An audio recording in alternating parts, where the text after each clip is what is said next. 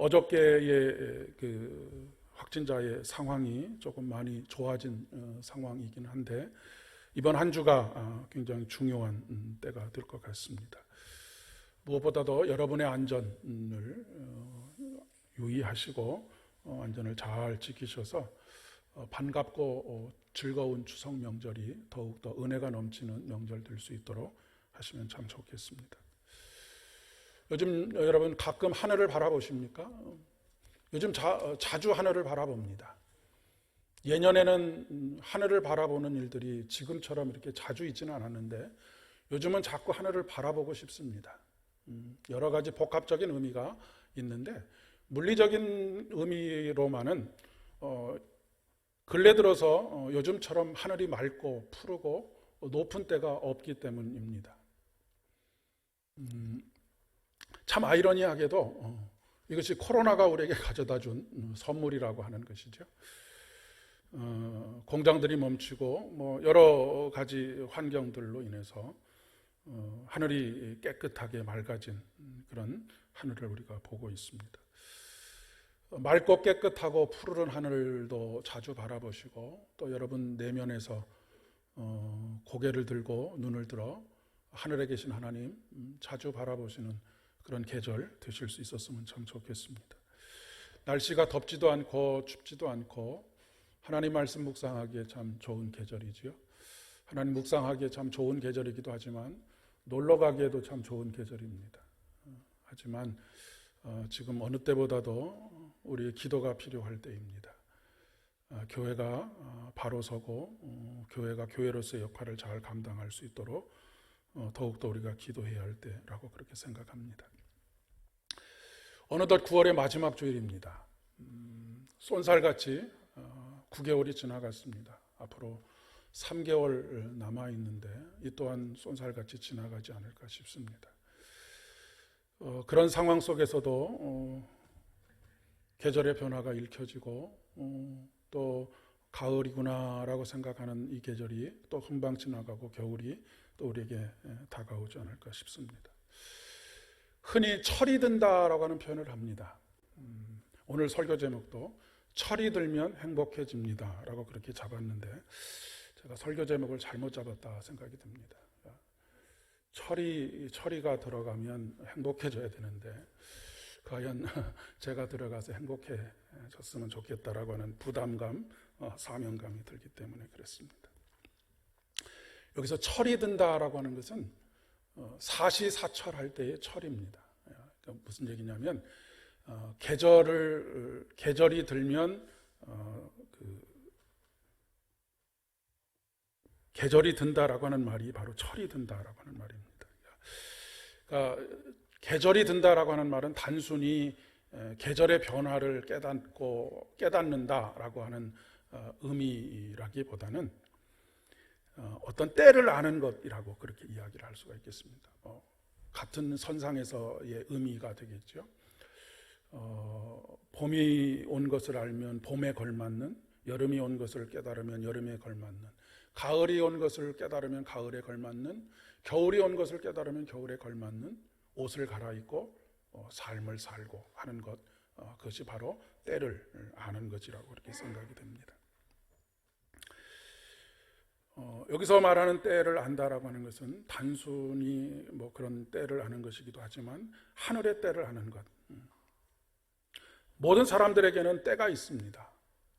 심어야 할 때가 있는가 하면 성장해야 할 때가 있고, 꽃이 피어야 할 때가 있는가 하면 열매를 맺어야 할 때도 있고, 또 열매를 맺은 다음에는 또 다른 해를 준비하기 위해서 자신의 몸에 있는 모든 낙엽들을, 잎사귀들을 다 떨궈내는 작업들도 필요하고요.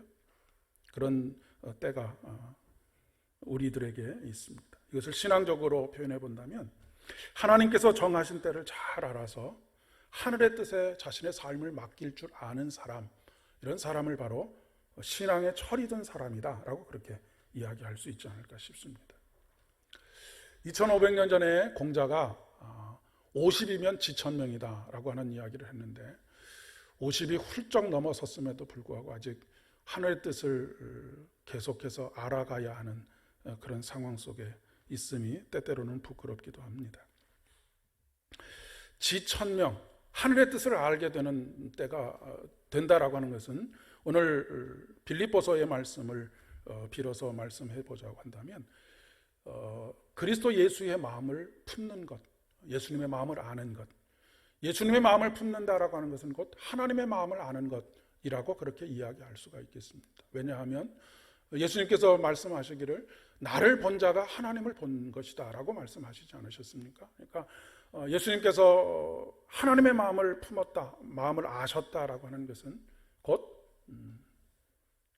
우리들에게 있어서 우리가 예수 그리스도의 마음을 품는다라고 하는 것은 우리의 삶을 통해서, 우리의 마음 씀씀이를 통해서 하나님을 볼 수 있도록 하는 것, 그것이 어떻게 보면 철든 신앙이라고 그렇게 이야기를 할 수 있다는 이야기입니다.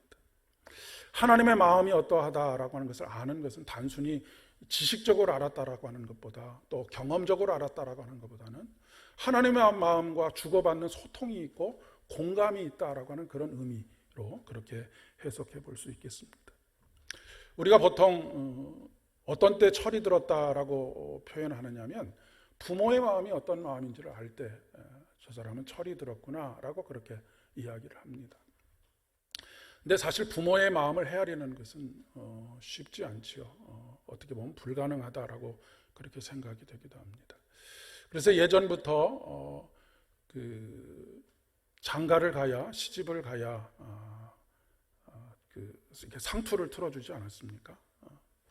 그 얘기는 뭡니까? 철이 들었다라고 하는 것이죠. 그러니까 부모의 마음을 아는 것은 부모가 되어봐야 아는데 요즘 와서는 부모가 되어봤는데도 불구하고 부모의 마음, 그 깊은 사랑의 마음을 잘 알지 못하고 있구나라고 하는 생각도 늘 가지게 됩니다. 부모가 자식이 속마음을 잘 알아주지 못할 때 우리가 그냥 이렇게 뭐랄까요, 한숨처럼 토로하는 그런 말이 너도 너 같은 자식 낳아봐라, 낳아서 한번 당해봐라, 그런 이야기를 하곤 하지 않습니까? 우리가 사람인 부모의 마음을 헤아리는 것도 이렇게 쉽지 않은데 하나님의 마음을 헤아리는 것, 그분과 그 마음을 소통하는 것, 그 마음에 공감하는 것, 참 쉽지 않은 일이다 그렇게 생각이 되어지지만 오늘 하나님께서 그 마음을 알아주기를 원하시는, 그래서 우리 신앙이 조금 어르신들 많이 계신데 표현이 그렇지만 철든 신앙을 가지는 것, 그런 것을 원하시고 계시는구나 라고 하는 것을 알게 됩니다. 우리는 지금 종말의 때를 살아가고 있습니다. 아까 때에 대한 말씀을 드렸죠. 종말이라고 하는 것은 어느 한순간을 의미하는 것이 아닙니다. 그건 성경이 말하는 종말하고는 전혀 다른 종말입니다. 그러니까 성경이 말하는 종말은 예수님께서 이 땅에 오신 바로 2000년 전에 이 땅에 오셨을 때 종말의 때가 시작이 되었습니다. 그리고 지금은 계속해서 종말의 때입니다. 그리고 그 종말이 완성되는 때는 예수님께서 다시 이 땅에 오시겠다고 약속하신 재림의 때가 종말의 완성입니다.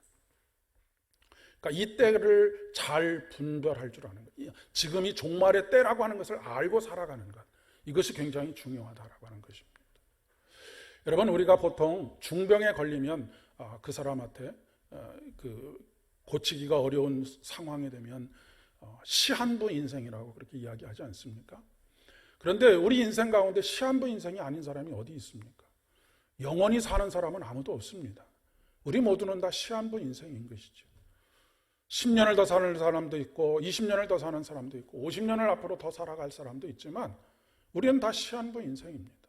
시한부 인생이라고 하는 말씀을 드리는 이유는 우리가 지금 종말의 때를 살아가고 있다는 것입니다. 종말의 때는 우리가 항상 마지막 날인 것처럼 살아가는 것이 종말의 때를 살아가는 삶의 자세이기 때문에 그렇습니다.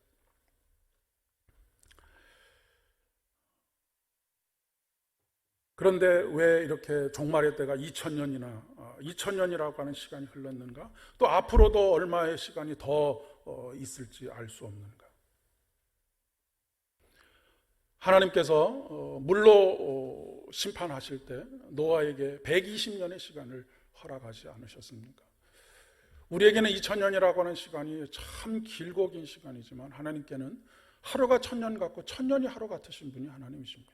뿐만 아니라 하나님께서 이렇게 종말의 때를 계속해서 연장하고 계시는 이유는 한 영혼이라도 더 추수하고 싶으셔서, 그러고 그렇게 하신다라고 하는 그런 이야기입니다.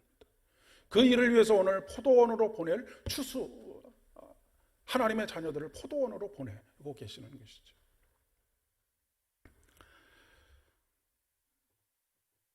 오늘 마태복음 21장 23절 이하에 어떤 사람에게 두 아들이 있는데 맏아들에게 가서 이르되 예 오늘 포도원에 가서 일하라 라고 그렇게 말씀하십니다. 성경에 보면 뭐 큰아들 작은아들이라고 하는 비유가 많이 나오는데 사실 이 말씀은 다른 사본에 보면 큰아들과 작은아들의 그 처지가 뒤바뀌어져 있습니다. 그러니까 공동체의 형편에 따라서 조금 말씀을 그렇게 각색해서 공동체에게 들려주었다라고 하는 것을 생각할 수 있을 것 같습니다. 아마도 아버지에게 포도원의 품꾼이 부족한 상황이 되었던 모양입니다. 아마 뭐 갑자기 일하겠다고 한 사람이 아프다고 안 나왔을 수도 있고요. 아니면 전날 뭐 술을 많이 먹고 아침에 일어나지 못해서 못 나왔을 수도 있는 그런 상황이 되겠죠. 그래서 급하게 만약에 이것이 예상된 일이었다라고 한다면 그 전날 아들에게 부탁을 했겠지만 급하게 일의 상황들이 마지막 때 한정된 시간에 하나님께서 한 사람이라도 포도 한 송이라도 더 열매를 따기 위해서 아들에게 부탁을 하고 있는 것이죠. 오늘날도 그렇습니다. 하나님 나라를 위해서 해야 할 일들은 너무 많은데 이런 이유 저런 이유로 나는 할 수 없습니다. 나는 할 수 없습니다. 라고 말하는 사람들로 가득 차 있는 그런 상황 속에 있습니다. 하나님께서 오늘 이 자리에 나와 있는 우리들에게 포도원에 가서 일을 좀 하렴이라고 그렇게 청하고 계시는 것이죠. 여기서 굳이 포도원을 교회라고 한정하실 필요는 없을 것 같습니다. 여러분의 가정일 수도 있고요. 여러분의 일터일 수도 있고요. 여러분의 직장일 수도 있고요. 아니면 여러분들이 속해 있는 어떤 공동체일 수도 있고요. 그리고 특별히는 신앙의 공동체인 교회일 수도 있을 것입니다. 곳곳마다 하나님의 뜻이 이루어져야 하는 곳이기 때문에 그렇습니다. 어느 곳 하나라도 하나님께서 열매 맺지 않아도 되는 곳이 없기 때문에 그렇습니다. 큰아들이 대답하기를 아버지 가겠습니다 라고 아주 호기롭게 대답을 합니다. 하지만 가지 않습니다. 중간에 무슨 일이 있었는지 잘 모르겠습니다. 상상해 본다고 한다면 정말로 가고 싶은 마음, 아버지를 도와드리고 싶은 마음을 가지고 포도원을 향하다가 요즘 말로 이야기하면 중간에 전화를 한 통화 받았을 수도 있습니다. 아주 절친인 어려서부터 항상 어울려서 좋은 것들을 함께하고 뭐 했던 그런 친구에게 전화가 왔는지도 모르겠습니다. 야, 오늘 날씨도 좋고 그런데 우리 피크닉 가지 않으려? 하고 전화를 했을 수도 있지 않을까 싶습니다. 내 마음에 그래도 아버지께 가겠다고 했는데 하고는 한번 나 아버지에게 포도원에 가서 일하겠다고 했다고 그렇게 이야기를 했는데 친구가 또 더 마음이 확 움직이는 여러 가지 이야기들을 하면서 그래서 결국 포도원을 가지 못하게 된 그런 상황이 되었는지도 모르겠습니다. 아니면 아예 처음부터 건성으로 대답했는지도 모르죠. 아버지 앞이니까 그냥 아버지 예 가겠습니다 라고 대답을 하고 나왔지만 처음부터 별 생각이 없었는지도 모르겠습니다. 여기서 맏아들을 상징하는 것은 바리새인들과 또 사두개인들, 유대의 지도자들입니다. 그런데 어찌 보면 우리 대부분이 맏아들과 같은 사람들이 아닌가 싶습니다. 여러분이 개인적인 묵상을 하시든 아니면 성경 공부를 하시든 설교를 들으시든 듣거나 묵상을 할 때에는 마음속에 예, 아멘, 아멘의 뜻이 뭡니까? 예, 그렇게 하겠습니다. 그렇게 되기를 원합니다. 라고 하는 그런 의미를 가지고 있습니다. 그런데 교회 문을 나가면서 아니면 말씀을 묵상하고 일어나서 사람들을 만나고 연락들을 받고 하면서 이러저러한 마음의 유혹도 오기도 하고 더 급하다고 생각되는 일들에 마음을 빼앗기도 하는 그런 경우들을 생각해 볼 수가 있겠습니다. 왜 이유가 합당하지 않겠습니까? 뭐 핑계를 대려면 이유는 뭐 너무 많은 이유들이 있겠죠. 핑계 없는 무덤이 없다라고 하지 않습니까? 모든 사람들이 인생의 어떤 선택을 할 때는 나름대로 이유가 있습니다. 그런데 가장 많은 이유가 남 탓입니다. 환경 탓, 외부 탓. 자기 탓을 하면 돌이켜서 하나님의 말씀 앞에 무릎을 꿇겠죠. 아담과 하와가 범죄한 이후에 첫 번째 죄의 결과로 나타난 행동이 뭐냐면 남 탓을 하는 것이었습니다. 내가 이렇게 죄인이 된 이유는 하나님께서 나에게 주신 하와 때문입니다. 하와는 내가 이런 선택을 하게 된 것은 저놈의 뱀 때문입니다. 라고 그렇게 이야기를 하고 있습니다.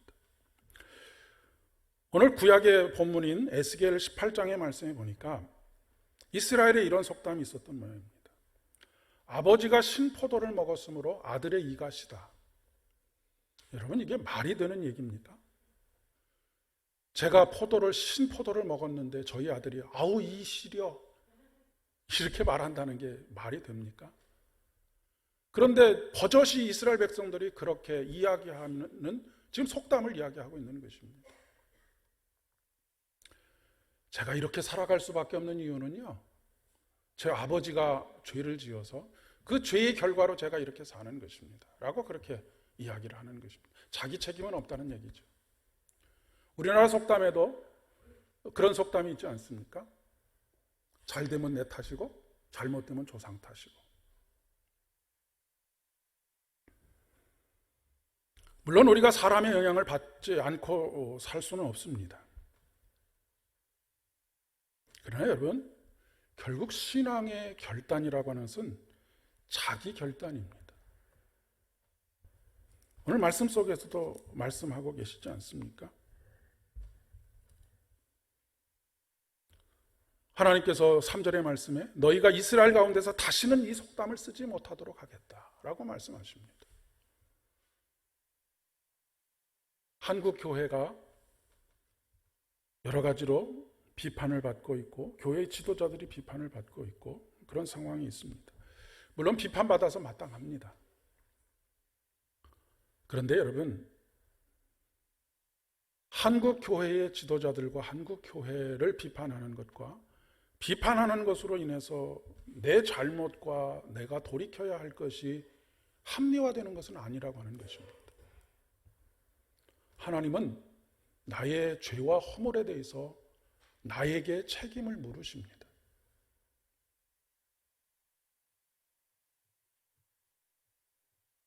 그런데 지도자들의 신앙이 잘못된 것이 내 신앙의 연약함이나 잘못된 이유가 되는 것처럼 그렇게 이야기하는 것이죠.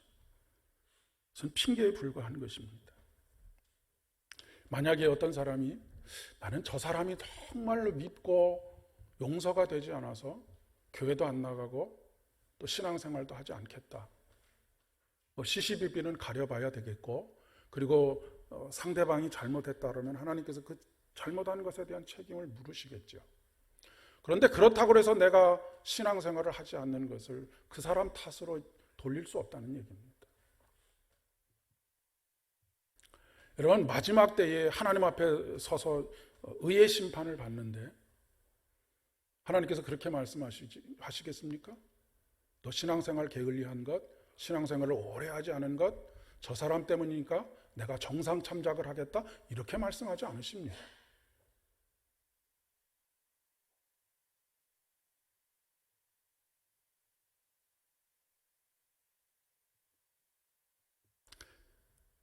하나님께서 로마서 12장 2절의 말씀을 통해서 이렇게 말씀하시죠. 너희가 변화를 받아서 이 세대를 분별하고 변화를 받아서 하나님의 온전한 뜻이 무엇인지를 삶으로 살아내라 라고 말씀하고 계십니다. 시대가 어둡다, 시대가 타락했다라고 하는 것이 내가 오늘 신앙생활을 제대로 하지 못하는 것의 이유가 절대로 될 수 없다는 것입니다. 시대를 분별하고 하나님 앞에서 하나님과 나의 개인적인 믿음의 관계들을 더욱더 온전하신 뜻이 무엇인지를 날마다 내 안에서 깨달아가는 것, 그것이 바로 하나님의 마음을 아는 것이고 이것이 철든 신앙을 가지는 것이다라고 그렇게 이야기를 할 수 있다는 이야기입니다. 다시 복음서로 돌아오겠습니다. 둘째 아들의 이야기입니다. 아버지는 둘째 아들에게도 똑같은 말씀을 하십니다. 아마도 다급한 포도원의 사정을 이야기하면서 부탁하지 않으셨을까 싶습니다. 근데 둘째 아들은 단호하게 싫습니다 라고 그렇게 대답을 하고 있습니다. 이 또한 여러 가지 이유가 있을 수도 있겠죠. 저희 교회에서는 뭐 그런 일이 없는데 제가 다른 교회에 이렇게 설교 부탁을 받아서 설교를 가게 되면 가끔 양복 입고 넥타이 잘 매신 분들이 팔짱을 딱 끼고 저를 쳐다보면서 너 오늘 설교 얼마나 잘하는지 한번 보자라고 하는 식으로 이렇게 보시는 분들이 계십니다.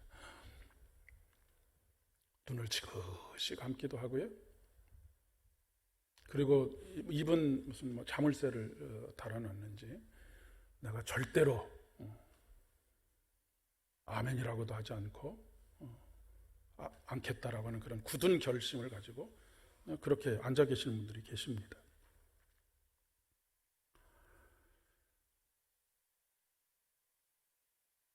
둘째 아들에도 이유가 있지요.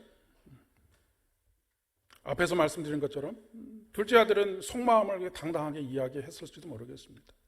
아버지, 하루 전에라도 좀 이야기를 해주시지. 왜 오늘 이 당일에 약속이 있고 그 약속이 굉장히 중요한 약속인데 오늘 이야기하시느냐라고 그렇게 대답했을 수도 있겠습니다. 다음에는 최소한 하루 전에 이야기해 주십시오. 그러면 제가 아버지 말씀에 순종하겠습니다. 아니면 이런 생각을 했을 수도 있겠습니다. 어차피 아버지 포도원에 가서 열심히 일해봐야 그 포도원에서 나오는 것, 내 것이 되는 거 하나도 없는데 내가 뭐하러 가서 거기 가서 애써서 일하겠는가. 우리나라도 몇십 년 전까지만 해도 큰아들에게 모든 재산이 다 상속되었는데 이 당시에는 말을 할 필요가 없었던 그런 상황입니다. 그러니 거기 가서 일해봐야 내게 돌아올 이득이 하나도 없는데 가서 일할 이유가 없었다는 것이죠. 요즘 말로 하면 내게 돌아올 이익이 하나도 없는데 내가 뭐 때문에 희생하고 헌신하는가. 요즘 교회를 선택하는 기준을 보면 이와 비슷합니다. 그 교회 가서 내가 생명을 불어넣고 희생과 헌신으로 교회를 더욱더 하나님의 은혜가 풍성한 곳으로 만들어야 되겠다라고 하는 생각을 가진 사람들은 거의 찾아보기가 쉽지 않습니다. 다 내가 이 교회 가면 무슨 이득을 얻을 수 있을까, 무슨 유익을 얻을 수 있을까가 늘 판단의 기준이 되는 것입니다. 그런데 포도원이 아닌 다른 곳을 향하다가 중간에 무슨 일이 있었는지 모르겠지만 둘째 아들이 뉘우치고 포도원으로 갔습니다. 도대체 둘째 아들이 포도원으로 가게 된 이유가 무엇일까요? 여러분 말씀을 묵상할 때는 상상력을 한번 동원해 보시면 참 좋습니다.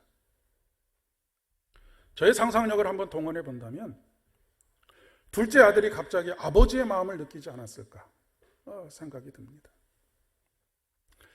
둘째 아들이 결혼했는지 여부는 나와 있지 않지만 만약에 결혼했다면 집에서 아들내미가 아버지가 자기가 뭐라고 얘기했는데 반항하고 듣지 않고 했던 그것이 갑자기 생각나서 나도 그때 그렇게 속상했는데 아버지 마음은 얼마나 속상하실까를 갑자기 깨달았을 수도 있겠습니다.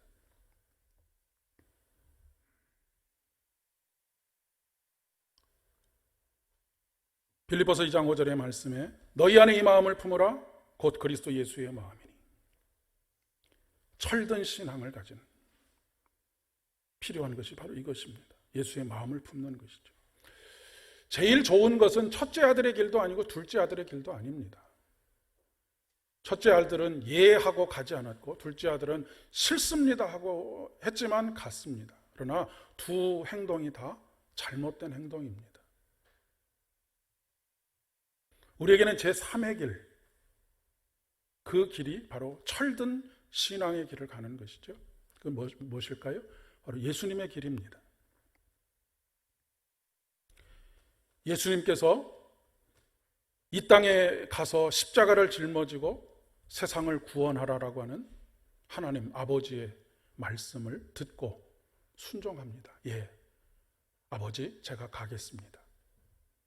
그리고 딴 곳으로 가지 않고 이곳에 오셔서 십자가를 짊어지시고 우리의 모든 죄를 사하신 그 놀라운 은혜의 사건들을 감당하십니다. 늘 예수님께서 하나님 앞에 기도했던 것은 내 뜻대로 하지 마옵시고 하나님의 뜻대로 해 주십시오. 이 말은 단순히 내 뜻을 꺾을 테니까 하나님 뜻대로 하십시오라고 하는 마음이기보다는 앞에서 말씀드렸던 것처럼 하나님, 저는 이것을 감당하는 것이 정말로 쉽지 않고 어렵고 힘들지만 하나님 아버지의 마음에 공감합니다. 그 마음을 내 마음으로 품게 하시고 그 품은 마음으로 세상을 위해서 열매를 수확하는 일에 쓰임받을 수 있도록 해 주십시오라고 기도하고 있는 것이죠. 예수님께도 수많은 이유들을 대려면 100가지, 1000가지가 넘지 않겠습니까? 아니 하나님, 창조주인 내가 피조물 인간을 위해서 죽어야 한다니요? 어떻게 저를 그 정도밖에 생각하지 않으십니까? 라고 이야기할 수도 있겠습니다.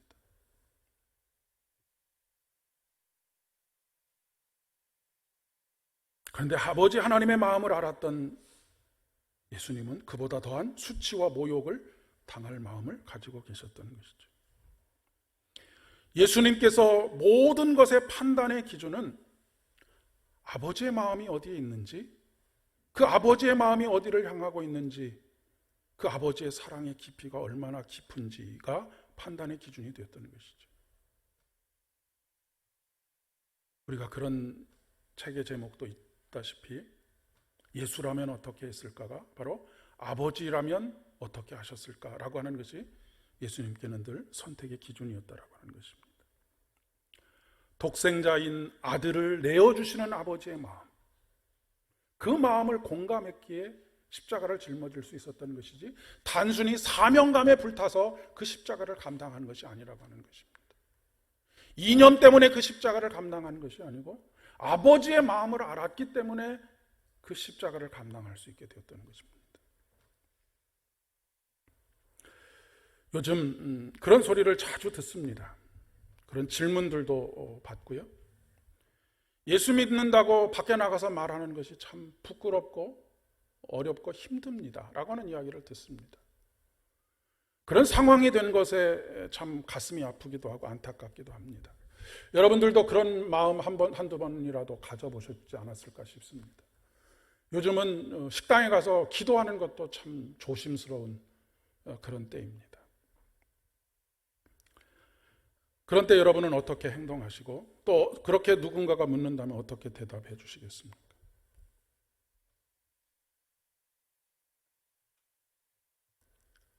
아까도 말씀드렸듯이 아버지를 본 자가 나를 본 사람이다 라고 말씀하신 예수님의 말씀을 기억할 수 있었으면 좋겠습니다. 다른 사람들이, 지도자들이 어지럽혀 놓은 기독교에 대한 나쁜 이미지들 속에서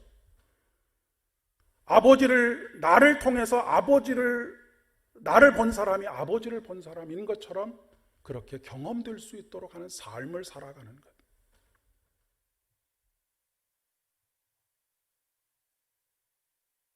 인정하지 않겠지요?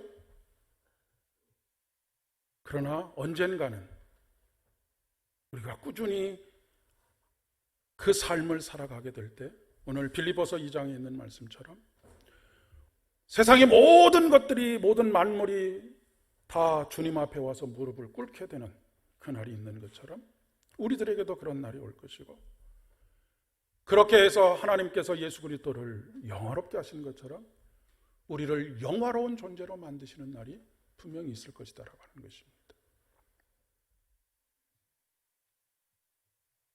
하나님의 마음을 아는 것은 회개하는 것입니다. 믿음과 회개는 동전의 양면과 같습니다. 믿음이 좋다는 것은 어떤 능력을 가지고 있다는 것이기보다는 하나님의 마음을 깊이 아는 것이 믿음이 큰 믿음을 가지는 것입니다. 큰 믿음을 가지는 것은 어떤 것이냐면 사도 바울이 고백했던 것처럼 같은 죄라도 죄를 깊이 깨닫는 것입니다. 그 죄를 용서하시길 원하시는 하나님의 마음을 깊이 깨닫는 것이죠. 믿으면 회개하는 사람이 됩니다.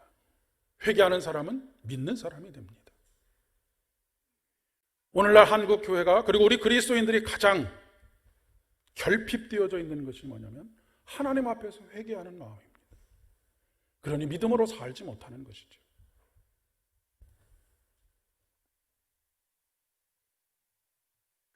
예수님께서 그 둘 중에 누가 아버지의 뜻대로 하였느냐라고 물으셨지만, 저는 조금 질문을 바꿔보겠습니다. 이 두 아들 중에 누가 더 행복했겠는가라고 하는 질문입니다. 여러분, 누가 더 행복했을까요? 둘째 아들이 더 행복하지 않았겠습니까? 비록 몸은 고되고 힘들었지만 아버지의 마음을 함께 교통하고 공감하고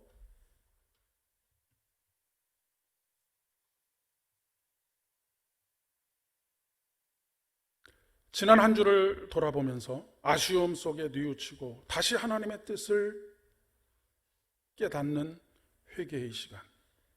그래서 하나님께서 예배를 끝나고 여러분들을 각자의 포도원으로 보내실 때에 예라고 아멘이라고 대답할 뿐만 아니라 순종하여서 각자에게 주어진 포도원에서 아름다운 열매를 수확하는, 그 아름다운 열매, 수확해야 될 열매는 어떤 열매이겠습니까? 바로 사랑의 열매입니다.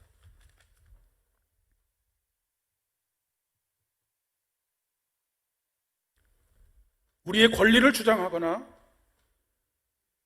우리의 권리를 위해서 살아가는 것이 아니라 사랑의 열매를 맺어가는 것. 지금 그 어느 때보다도 사랑이 필요한 때입니다.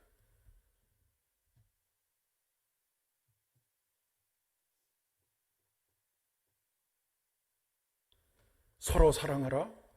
그러면 모든 사람들이 너희가 내 제자인 줄을 알게 되리라.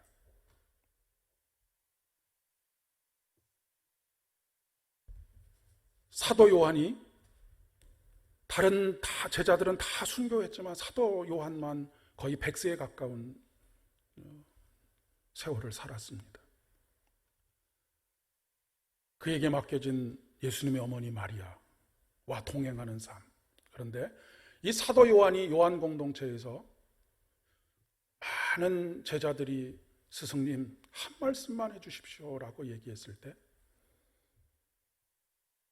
긴 침묵 가운데 한숨처럼 내뱉는 한마디, 한숨처럼이라고 하는 표현은 좀 그런데 성령께서 내뱉게 하시는 한마디, 그것은 바로 서로 사랑하라라고 하는 것입니다. 요한 1서, 2서, 3서에 계속해서 기록되어져 있는 말씀이 바로 그것입니다. 지금은 많은 사람들의 삶이 무너지고 있는 시대입니다. 그 어느 때보다도 우리의 사랑이 필요한 때입니다. 오늘 하나님께서 저와 여러분을 각자의 포도원으로 보내시는 이유는 그 사랑의 열매들을 맺어가도록 하시기 위해서입니다. 한 주간 이 말씀을 가지고 각자의 포도원으로 가시면서 누군가의 유혹이나 다른 관심이나 내가 중요하다고 하는 생각되는 어떤 것 때문에 포도원에 가지 아니하고 열매를 맺지 못하는 그런 어리석은 사람이 아니라 오늘 우리의 마음을 돌이켜서 그동안 자기중심적으로만 살아왔던 우리의 마음을 돌이켜서 포도원에 보내시는 아버지의 말씀에 순종하여 아름다운 사랑의 열매들, 사람을 살리는 사랑의 열매들을 맺어가는 저와 여러분 되실 수 있기를 진심으로 축복합니다. 기도하겠습니다. 하나님 아버지, 늘 하나님의 뜻대로 살아가겠다고 말하지만 하나님의 마음, 아버지의 마음을 헤아리지 못한 저희들이었음을 고백합니다.